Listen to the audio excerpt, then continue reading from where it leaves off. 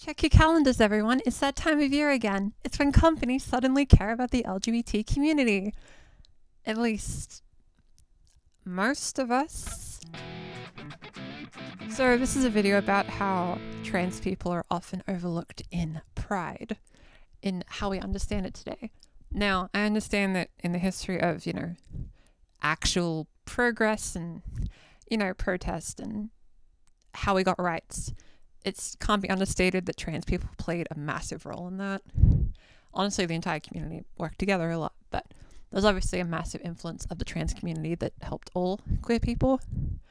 However, this is not what the video is about. The video is about commercialized pride, or at least how companies portray it. This is my guide to surviving pride as a trans person. At least the type of pride that companies decide to sell us. So let me get one thing out of the way real quick. If you like buying fun rainbow stuff or fun pride things during Pride, that's fine. That's not the problem with commercialized pride. It's probably more so the way companies act. You can buy what you want and you should have fun during the Pride season. I mean, there's events and stuff. That's the actual cool part. You get to hang out with other LGBT people and that kind of thing. However, there's some cases where the wider trans community can sometimes feel isolated in the environment that is referred to as the Pride Parade, or whatever pride events you may have. So let's look at a situation. So when you go to a pride thing, here's the image. Rainbow flags everywhere. Everyone going, yay the gays, slay queen, that kind of thing. You're going in, you're ready to have a good time. However, I guess imagine that experience for a trans person, for example, that might be straight or might be ACE. So everyone views their sexuality differently. But because we say the phrase, yay the gays, to absolutely everyone in Pride, I'm a bit critical of that, I won't lie to you. Now, yes, a lot of the LGBT community is the gays TM. That's fine. I more mean the feeling of being a straight trans girl in a pride environment where everyone is presumed to be gay. Now, granted, the lens of sexuality has differed over the years the more I've changed my gender. Now, granted, what used to be considered gay for me is now considered straight because gender's wacky and fun. But point is, it gets kind of complicated in a pride environment. So if you happen to feel that way, if you happen to be like a straight trans girl, straight trans guy, now straightness is a bit hard to define in a non-binary context, but if you relate more to that, then you can feel pretty isolated in a pride environment, right? So my sexuality is very complicated. I don't know yet, to be fully transparent, but I'm pretty sure I'm either straight or ace. We haven't figured that out yet. I'm sure we will eventually. But that's not today. Maybe next Pride. Because that's the only time you're allowed to come out, right? Kidding. So point is, at least from my personal experience, not really relating to, I guess, gay culture in a broad sense, Pride can feel a bit isolating. Not completely. I still enjoy going to Pride events, don't get me wrong. But earlier on, before the trans flag was a bit more common in pride environments, it was mostly rainbow flags to represent our wider experience. And I didn't really identify with it personally because it didn't feel like it matched my experience. And that made pride a bit awkward. But you know what? If you want to run around with the rainbow capes, that's so cool and you should do that. But if you don't feel like that's you, that's okay. Whether pride in general isn't your thing, or you want to rock a different flag, perfectly fine. Do what you want to do. That's the point of this video. Do what you want to do. It's illustrating that you're not alone in feeling the way you do, if that's how you feel. So, generally, queer culture, it can be constructed in many ways depending on where you are and who you are and what communities you're in.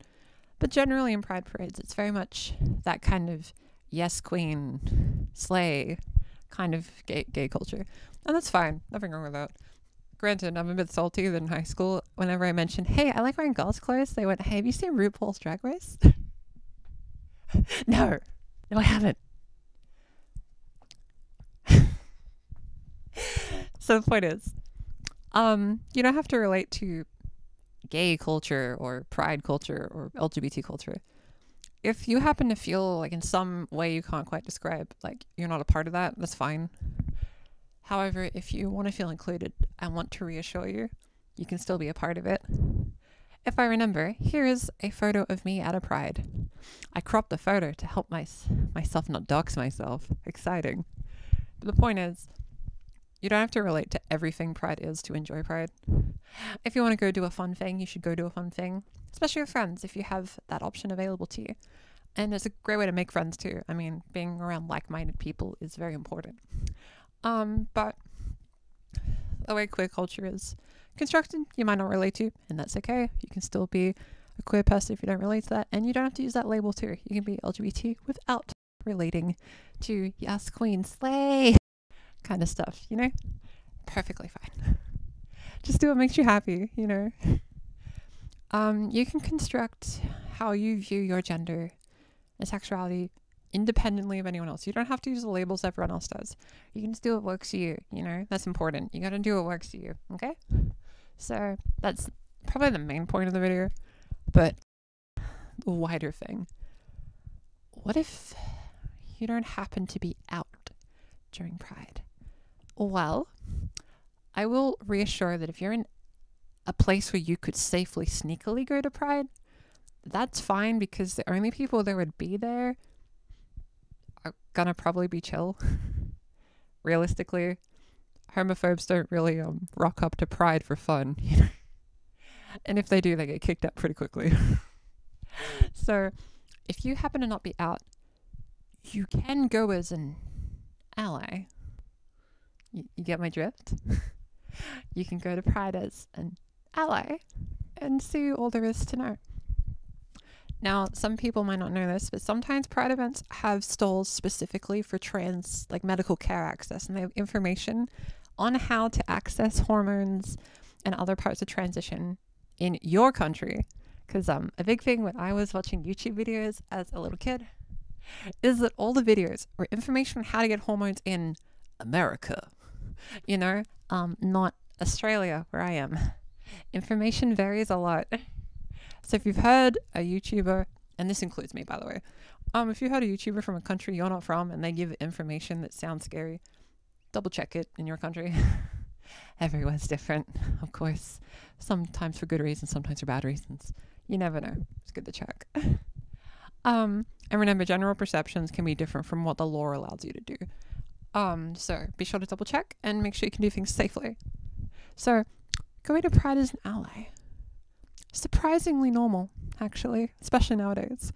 Now, granted, you might get one or two people think, oh, I just haven't figured it out yet.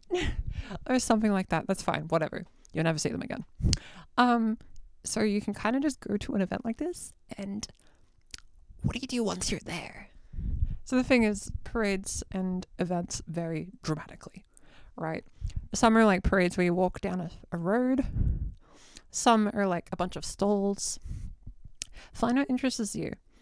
You don't have to do what you're expected to do, right? If drag shows aren't your thing, don't push yourself to watch a drag show. But if drag shows are your thing, have a go, have fun. I think they're pretty fun. They grew on me, I admit. Early in my transition, I used to be really scared of watching stuff like that because I felt like it was how I was stereotyped. And granted, in the widest of society, maybe. But no, the best performers are usually the ones you'll see at drag shows at Pride events. So I recommend, if that's your thing. If not, perfectly chill. You can do what you want. Sometimes these events have live music. You can dance. Cool. Sometimes they have little carnival style games. Sure, cool. You can get pins with pronoun pins, general queer pins, anything. And if that's not your thing, that's fine. They're not my thing. I'm scared of sharp objects. So whenever I see a pin, I admittingly get like a really scared reaction. If this is a thing, I think I have an irrational fear of badges in general. So it kind of laps over to pins. So I'm really glad pride pins exist, but they kind of scare me, which is really embarrassing because I'm very exposed to them. But that's my secret. Don't tell anyone. So that's the type of things you can find at Pride. You can find people at Pride. People that may relate to your experience. And now granted, if you're going as an ally, it's a bit hard to be like, hey, what's up? I'm going to talk about the community or whatever, right? That doesn't really work. But in a general sense, you'll be surrounded by people you can relate to. And honestly, I understand that watching someone you can relate to on a screen is very cool. My egg cracked from a YouTube video, so I can understand. But seeing someone in the flesh in front of you doing what you want to do, that's different. That hits such a specific way. You go, oh my God, there's trans people in space? That's crazy, you know? Makes you feel not alone. So even if you literally do not interact with a single person at a Pride event, you will still get something out of it. You'll see someone like you. And everyone's unique and different, of course, but there'll be something you'll latch onto, something that makes you go, oh, kind of like me. That's so cool. I remember I embarrassingly haven't been to a Pride until I was about 22. About that. I think I was 22. Or 21. I don't remember. Point is, I went to an event kind of reluctantly, actually. I was kind of scared of it because, again, I didn't think I'd relate to the, yeah, slay queen, woo, kind of vibes, and that's okay. It didn't matter, actually. There's a lot of stuff that went for me, especially pins with sharp objects that scared me. But, you know what was there? A whole lot of trans people. You know how cool it was to, like, I'm wearing a cute little pride cape, I'm walking around, and then I see someone else with a little pride cape, and I'm like, yeah, you're like me. You know, that's cool. That's so cool. I think if, like, younger me got to see that, I think I would have felt more confident in who I was. It's just cool to see the variety of people that are trans too. Because in wider cis society, usually a lot of trans people are stealth more than you'd think. So you don't get to really see trans people because you don't know they're trans. But in a Pride environment, you suddenly see them, and that's so cool. That's what it's all about, to be honest. That's the best part of Pride. Hands down. Just an event you can go to where you see people that you can relate to in a very general sense. Now, you don't have to relate to everything a person does. For example, you might be looking at me and be like, I wouldn't wear that, or I wouldn't talk like that, or what have you, or maybe I'll do something differently. That's fine. If you can latch onto something really simple, like, oh, just girliness, if you relate to that, that's enough. That's fine. That's good representation or whatnot. At least I try to be. But that's the point. If you're able to, even if secretly as an ally, I recommend going. If you can find a safe way to get to a Pride event and get back, I recommend it. Now, what if you can't go to a Pride? Well, for example, there'll be videos on YouTube about Pride, me included. This is a Pride video. But I can only speak for Australia, but on the internet, there'll typically be videos of parades, right? Just seeing one at least once. It's kind of cool. You go, oh, there's lots of people like me. You know, even if you don't relate to the way, especially televised broadcasts, really, they really ramp up the yes queen energy. I remembered when Australia broadcasted a Pride event. I was watching it, and I remember the commentary people. Not to throw shade. They got people that didn't really know too much about queer communities, and I felt like the camera person very specifically avoided the trans displays and only talked about the cis gays. Hopefully it's better another time. I didn't see it this year, so maybe it's different. I was a bit busy doing a cool holiday thing. So my bad. Maybe next year. I guess that leans into the next point. In Pride Month, if you don't want to, You don't have to do anything at all.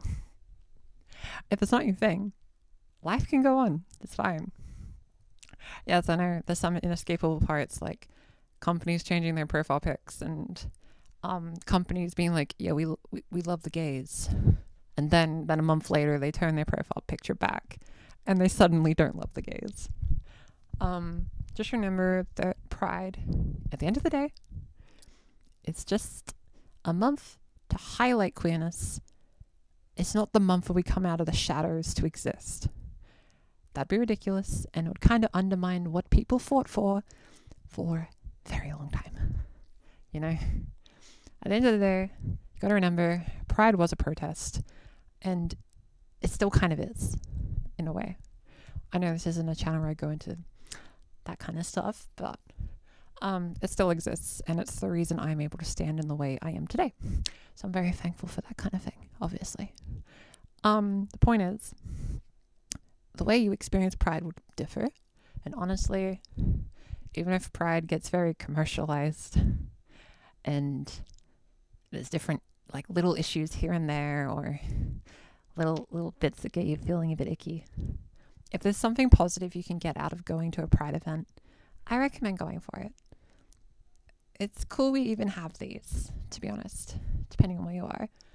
And they're great platforms for people to show their colors and really be themselves for a day. And we could always use a bit of that. I think the last thing I want to mention, I want to tell you the happiest thing I ever saw at a Pride event. This is the best thing I've ever seen in my life. So, at a Pride event, I was sitting in the sun. It was very hot because Australia. And there was a small kid hanging out with her family. And she was running around playing with her dog. And on her back, she had a trans flag cape. And her parents seemed really nice. Now, that kind of acceptance is something I'll never have. That's something that I'll never get to receive in that way, you know? But seeing it happen to someone else, I think feelings of jealousy turned into a feeling of pride. It was a feeling that we made the world a bit better. And if what I do and what other people do and what everyone does makes the perception of being trans safer, then I think the world will become a beautiful place. And that was a moment where I felt a lot of hope. And I wouldn't have felt that if I didn't go to an event that I thought I wasn't going to like. Truth be told, Pride isn't for everyone. However, the overarching effect of a positive community, well, it's part of everyone, in a way. So, truth be told, I hope you enjoyed this video. This is actually the second attempt I recorded this. And I want to share the reason. When I made the first version, I think I focused too much on the negative, which is unusual for me, I guess. I think I focused on the ways Pride can feel alienating for trans people, and yes, that's still true.